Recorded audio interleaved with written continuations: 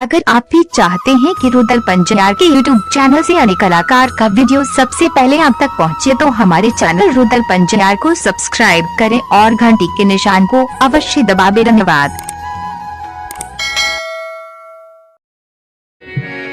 उस बच्चे को आइए हम सभी मिलकर आशीर्वाद प्रदान करते हैं, क्योंकि आज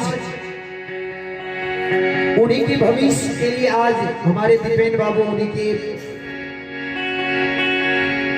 भविष्य के लिए आज इतना बड़ा संघर्ष और इतना बड़ा काम कर रहे हैं।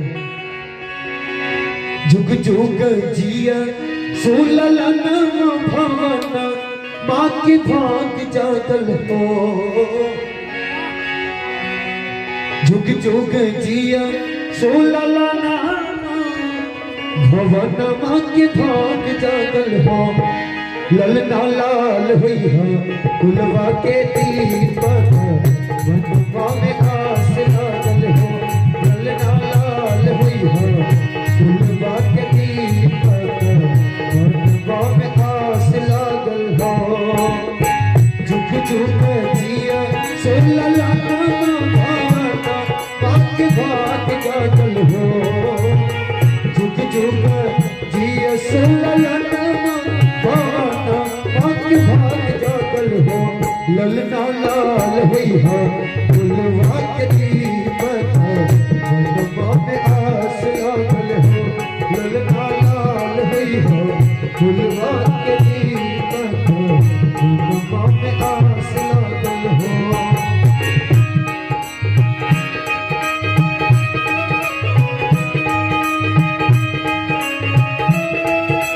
बाबे धन्यवाद।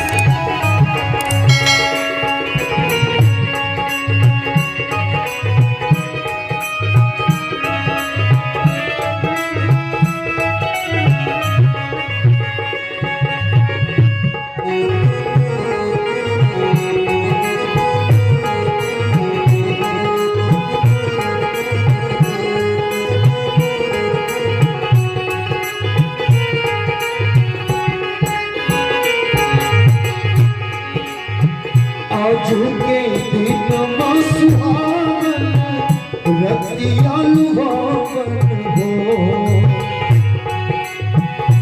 झुके दिन सुहावन रतिया लुभावन हो। ललना मौसिया के भोला जन्म ले हो। रुलवा बड़ा सुंदर लागे हो। ललना मौसिया के सुंदर हो दिलवा हो।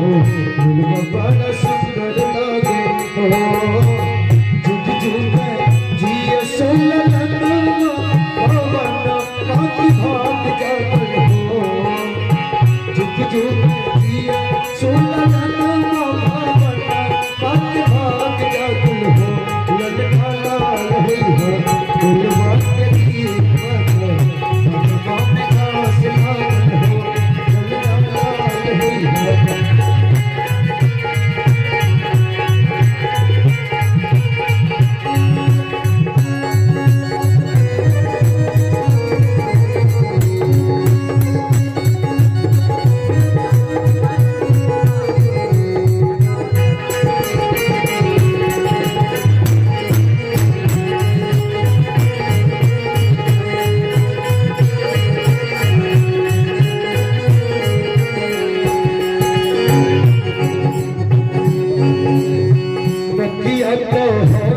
जैसे बाबूजी के अखिया हमारी के हो। जैसे बाबूजी के अखिया हमारी के हो। ललना मोहब्बत इन जोर भैले हो। और प्यारी सी बंदी बच्चे के लिए और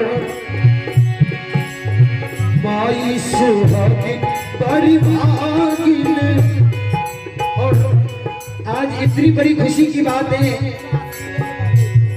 आज बच्चे की खुशी के लिए आज अन्न धन, जैसे पुरानी जमाने में राजा महाराजा अन्न धन सोना लुटाते थे, इसी तरह आज हमारे दीपेन बाबू ने इस गजहा में सबों को बतला दिया कि पुत्र के लिए मैं क्या क्या कर सकता हूँ।